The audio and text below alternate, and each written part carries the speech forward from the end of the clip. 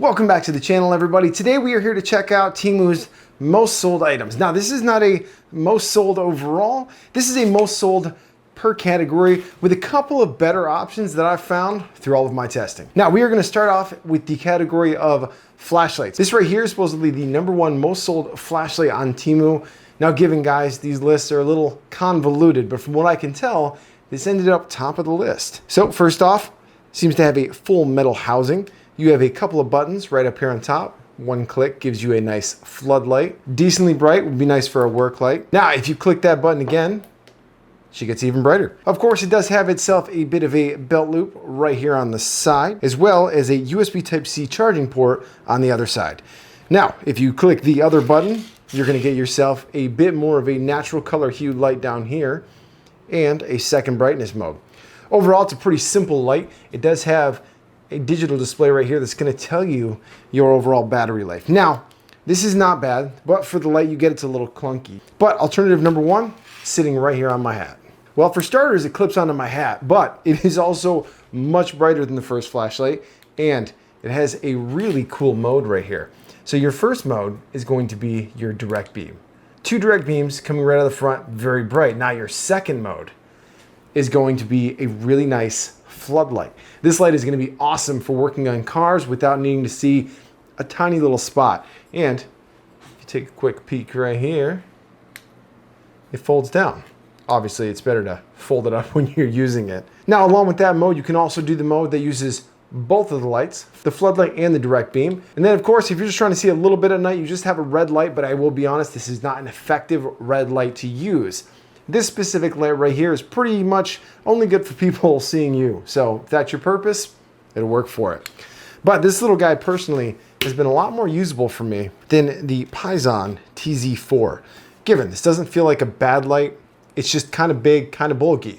This is also the box right here for the one that's currently on the headlamp. As you can see, it does also come with its own strap if you need it, as well as a lanyard, USB Type-C charging cable, and another type of clip. Honestly, great little lights, both of them, but me personally, I'm not gonna go with #1 in this one. I'm definitely gonna go with the Warsun hat clip one. It's been extremely useful, extremely useful. All right, guys, next up we have the M5 LED hat.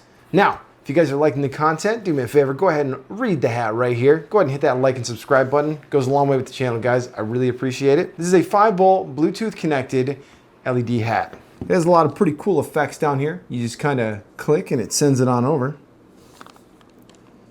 It works pretty good. It's pretty clear without being super obtrusive. And what's kind of cool about it, if you want to turn it off, now it's just a normal hat. Now, this is the most sold hat I could find on Temu, at least for the last 2 months. Overall, fit and finish, it feels comfortable. I'm pretty picky when it comes to hats. I don't want them to fit kind of weird. The light's cool. Now the battery, considering it's a very small LED output on this, it's only 5 volts. It lasts about 4 hours with the timing that I got. I basically left the rotating subscribe thing on and just kind of let it sit until it died. But overall, it's a pretty nice unit. It actually feels nice. It doesn't feel super cheap like some of the previous hats I've gotten from Temu. And that's pretty important to me. It doesn't matter how cool it is. If it feels cheap, if it's not comfortable, you're not gonna wanna buy it. But this is pretty good. I would recommend this one. All right, guys, next up, I am not going to tell you what this is for. If you know, you know. This is not a word I will be mentioning on YouTube. The rules scare me. But I will show you the owner's manual for a quick second. There you go. Comes in a nice little carrying case. Very nice, well padded, pretty clean little unit. And then we will take a peek here. Now again, I'm not talking about what this is for. This is probably just to sit outside and look at birds with. But if we take a close look, it's got a very nice anodized orange finish, and check this out. It flips up.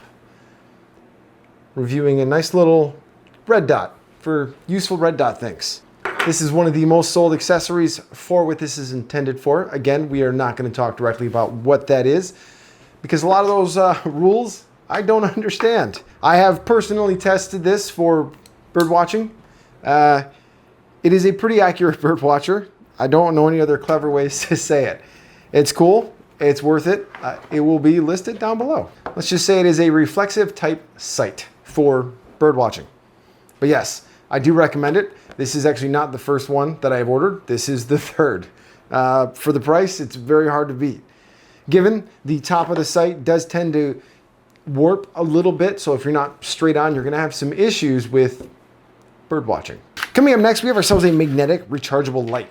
Now, we did have one of these in one of my very first Temu hauls, and I had more questions on that thing than I've ever seen in my life. And from first view, it seemed quite a bit nicer than this one, even though this is currently one of the most sold. But either way, here it is. It is a micro USB charging on the side with the on and off power button. Let's go ahead and turn it on and see how it works. Averagely bright. It does come with some included metal mounting points. Now, these metal mounting points right here, you're going to use the double-sided sticky tape, kind of put them up in a cabinet, and off to the races. Those of you who've been around the channel for a while, you probably already know what I'm gonna say. I hate micro USB. Do better. You know, it doesn't seem bad. It is extremely cheap. So, depending on who you are, this might totally be worth it. I still think the older variant was a little bit better. It was slimmer, a little bit cleaner. But in the end, this was on the top list, so we ordered it to give it a try. It's not bad. It definitely does what it says, but it's not very bright, has micro USB, and it feels a little bit cheap. So, I'll leave that one up to you guys. All right, coming in next is kind of an odd one. We have tried some shoes from Temu in the past. And normally the results are they are horrible, they are uncomfortable, they are cheap. But these right here are the AS33 Combat Tactical Boots. Now, having been in the military myself and worn plenty of actual tactical boots, these actually wouldn't be too bad. Given I have no idea how long they're gonna hold up, but the overall fabric quality feels pretty good. The seams are not super impressive. It's kind of hard to see, but right down in here you can see kind of an odd glue line. But for the price, they do have a really nice grip on them, and they feel pretty decent. So these ones here, I'm not gonna be able to give you guys a full update because I'm gonna actually wear them on and off for a couple of weeks. So pay attention to pinned comments, and I will also mention it in one of my future videos. They look good. I will say this, I ordered these in a size 11. I have tried them on. Their sizes run a little bit small. I normally wear a size 10.5 to 11. These ones I would need at least an 11.5, but the 11s fit, so I will give them a try. Again, pay attention to pinned comments. I will get you guys updated on this after I put some more wear time into these. But these are the most sold boot on Temu, and right up front I can see why. They do look and feel pretty high quality overall. All right, guys, coming in next is kind of an odd one for me. It's something that's surprisingly useful that I've never actually ordered. It is a type of satchel. Now this one is a slip-through satchel. Now here's the weird part. I actually have one of these. I ordered a few weeks ago. It's right here. We'll talk about this one in a second. But this one is the more popular one. Overall, you have plenty of storage. It's right there. It fits. Phone goes in, no problem.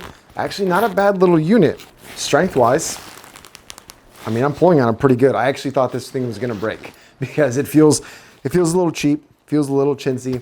You do have a pass-through here in case you want to be wearing wired headphones. You do have that option. Padding-wise, it does feel pretty comfortable. It has a pretty large back strap, which doesn't quite seem necessary.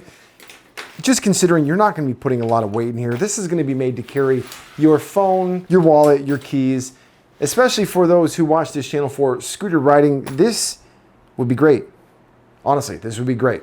I'm always worried about dropping stuff out of my pockets when riding through trails, which is precisely why I bought this one. This one is not on the top 10 list, but quality-wise, feels, looks, and just is so much more solid. So the outer shell here is actually kind of rigid, which is gonna help protect your devices. If you were to fall, this is actually going to shield your stuff a little bit. So this one is gonna get a better recommendation for me overall. It has quite a bit nicer of a clipping system. And this one here is meant to be worn like a satchel. Stays in front of you, keeps your stuff well protected. There's a lot of other things you could fit in here, if you catch my drift. But in the end, this one, it's not number one, but I would recommend this one over the tough slash, I don't know, that word.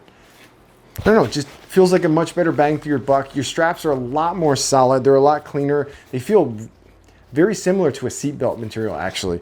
I feel like this one would be a lot harder to rip off of you. Plus, right here in the back, you do have yourselves another little hidden pocket. Then inside, you also have yourselves a nice zipper pocket, as well as the hidden zipper pocket on the back. And the zipper pockets are semi waterproof. I did have two of these, a black one as well, and I zipped them up with a couple of paper towels in them. It's just an easy test for water tolerance.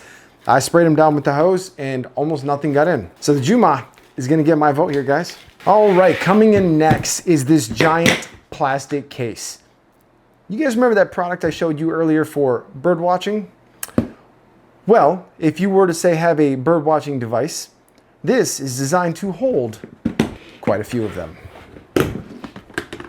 As you can see, you can fit 6 bird watching devices here, as well as their battery containers. We'll call them that. Honestly, I was gonna order this anyway, so when it popped up on the containers top list, I was pretty happy with that. The foam inside is soft, but yet rigid enough to where your bird watching devices are not gonna fall over. But overall, the case feels pretty good. It doesn't feel as cheap as the price would suggest. This comes in around 45 to 50 bucks, depending on the day or where you're looking from. The clips on it feel nice.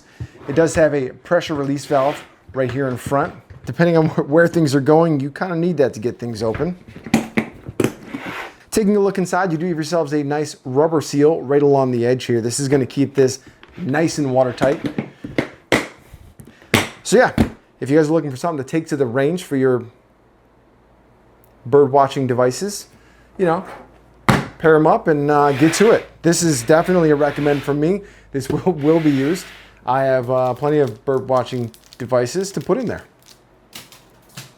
All right, guys, last but not least on our little review here, these are the most sold smart glasses on Temu. Now, smart glasses are blowing up all over the place right now. I haven't actually tried any of the fancy ones. If you guys want to see that, let me know down below. So coming in first right off, I don't know what makes these smart glasses. These are the #1 sold.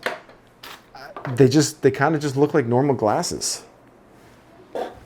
They're pretty comfortable. They have a nice sleek material, lightly tinted.